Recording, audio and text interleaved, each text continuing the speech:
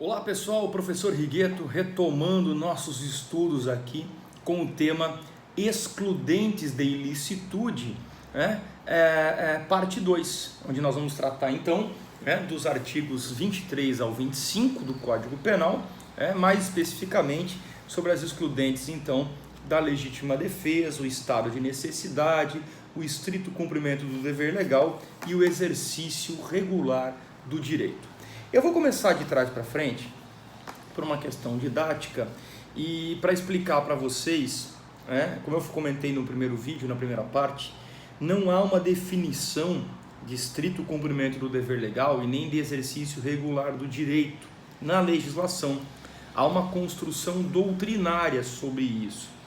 Mas eu vou começar então a partir desse conteúdo para que você possa, obviamente, compreender e faça algumas anotações que nós vamos depois fazer isso novamente nas nossas aulas, nas nossas lives, que isso vire praxe e a gente possa postar no Stories e difundir conhecimento e assim por diante. Essa é a nossa ideia, junto à obrigação, a nossa função como professor. Então, olha só, anota lá no teu caderno, exercício regular do direito.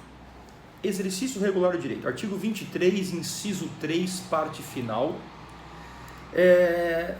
Eu quero mencionar para vocês o seguinte, em primeiro lugar, o exercício de um direito, ele nunca é considerado antijurídico, porque qualquer pessoa, obviamente, que possa exercitar um direito subjetivo ou uma faculdade prevista em lei, está inclusive seguindo no Brasil os termos da nossa Constituição, onde ninguém é obrigado a fazer ou deixar de fazer alguma coisa, senão em virtude da lei. Então, ninguém é obrigado a fazer algo ou deixar de fazer algo, se não tiver uma determinação legal dizendo faça ou deixe de fazer.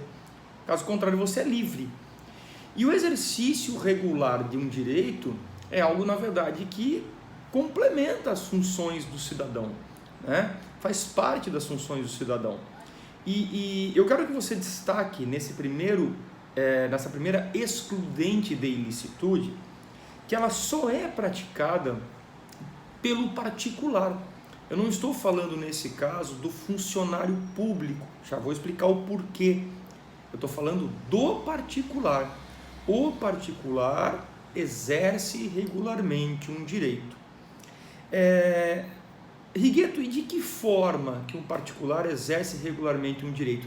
Diversas formas. Uma delas, por exemplo, se chamam ofendículos. E o que são os ofendículos? Os ofendículos são, por exemplo, cacos de vidro em cima de um muro, cerca elétrica, e são ofendículos, é o exercício regular de um direito. Eu posso, por exemplo, brigar com meu filho, dar um castigo nele, deixar ele no quarto, eu posso dar um tapa na bunda, vamos pensar assim, tá?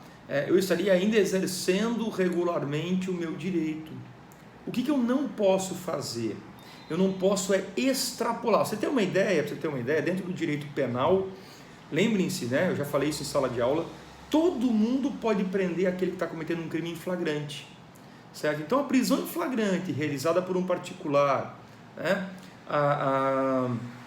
a coação praticada por nós contra uma pessoa para evitar um suicídio, a pessoa está na beira da ponte, você vai lá e pula nela e dá uma gravata nela e puxa ela para trás e você coage essa pessoa a não fazer aquilo que iria ceifar a própria vida, então é um exercício regular do direito. Uma intervenção, uma prática de uma intervenção cirúrgica, principalmente, salvo engano, para os testemunhas de Jeová, que não são adeptos à transfusão de sangue, salvo engano, me corrijam se eu estiver errado, mas são situações que caracterizam o exercício regular do direito, como, por exemplo, a prática esportiva, as lesões ocorridas num boxe, numa arte marcial qualquer, são exercícios regulares de um direito. O que eu quero que vocês percebam? Todas as excludentes que nós vamos trabalhar aqui, as 4, estou começando de trás para frente, estou falando do exercício regular do direito, são autorizações que o Estado lhe dá Tá? Autorizações que o Estado lhe dá para que você proteja um direito. O que eu quero que você compreenda é que o Estado lhe dá uma autorização dentro de um limite. E se você extrapolar esse limite, você responderá pelo resultado. É o que diz o parágrafo único do artigo 23. Olha lá, ele tem um título chamado excesso punível. O agente, em qualquer das hipóteses deste artigo, responderá pelo excesso, seja ele doloso ou culposo. Então, eu dei um castigo para o meu filho, mas ele está no quarto dele já há uma semana, sem banho, sem comida. Peraí, já é cárcere privado. Eu coloquei cerca elétrica na minha casa, mas ela não é uma cerca elétrica aquela padrão que joga pulsos de energia, que tem aquela plaquinha amarela. Não. É, na verdade, um arame que eu passei ali, liguei direto na tomada. Uma pessoa que encostar naquele arame ali, que está energizado, morrerá eletrocutado. Tá vendo os excessos? Toda vez que eu exceder, por exemplo, as pessoas que prenderem em flagrante um meliante aqui em Itajaí, não me lembro qual foi o ano, e as pessoas o amarraram num poste com arame farpado, excederam no exercício regular do direito. Então, este excesso, se for doloso, se for culposo, será punido. Perfeito? Esse é o primeiro ponto para a gente abordar a primeira excludente de ilicitude, chamada exercício regular de um direito. Fechou? Passamos para a segunda. Acredito eu que nossa matéria aqui então vai se dividir com a parte 3 das excludentes de ilicitude. Passamos para a segunda, também disposta no artigo 23, inciso 3º, agora a primeira parte, chamada estrito cumprimento do dever legal. Não há crime, porque há uma excludente de ilicitude, quando o agente pratica o fato no estrito cumprimento do dever legal. O dever legal deve ser oriundo, direta ou indiretamente, da lei. Tanto é que, o que eu quero colocar para vocês aqui? Quando eu falei do exercício regular do direito, eu falei que quem praticava era o particular.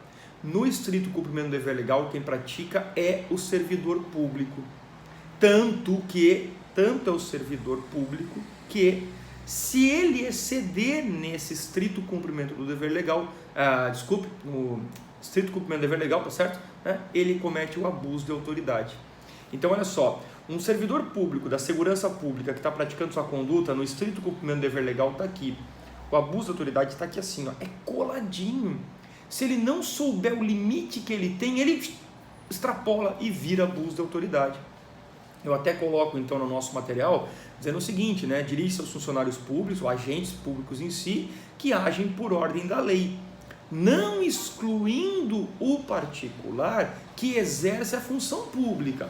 Então, um perito, um mesário de eleição, um jurado no tribunal do júri, um estagiário, esses personagens, por mais que particulares, eles, quando exercem uma função pública, eles se equiparam ao servidor público. Então aqui tem um ponto, um diferencial no tocante ao estrito cumprimento do dever legal.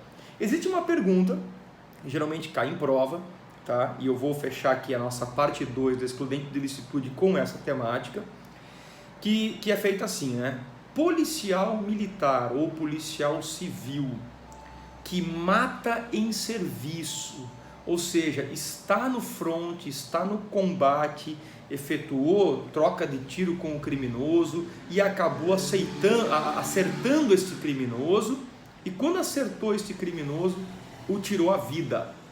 A pergunta que eu vou deixar aqui engatilhada para a nossa próxima aula é: este policial militar agiu no estrito cumprimento do dever legal? Essa é a pergunta que eu quero que vocês pesquisem. Então, olha só, dentro das excludentes de ilicitude, porque crime é fato típico, antijurídico e culpável pela teoria clássica, estamos falando da excludente da ilicitude. Se eu excluir a ilicitude, o conceito de crime ficou capenga, então deixou de ser crime, porque eu excluí a ilicitude da conduta, tornei esta conduta lícita. Quando que eu torno essa conduta lícita? Quando eu exercito regularmente o meu direito, porque exercer regularmente o meu direito é sempre lícito, desde que eu não extrapole, e quando eu estiver no estrito cumprimento de um dever da lei, de um dever legal. Exercício regular particular, estrito cumprimento do dever legal, servidor público. A pergunta que eu deixo no ar é: um policial militar que mata em serviço age no estrito cumprimento do dever legal? Essa é a pergunta, e eu parto daí para as excludentes de ilicitude parte 3, quando nós trataremos das duas outras excludentes, que são a legítima defesa e o estado de necessidade. Beleza? Bons estudos e até a próxima.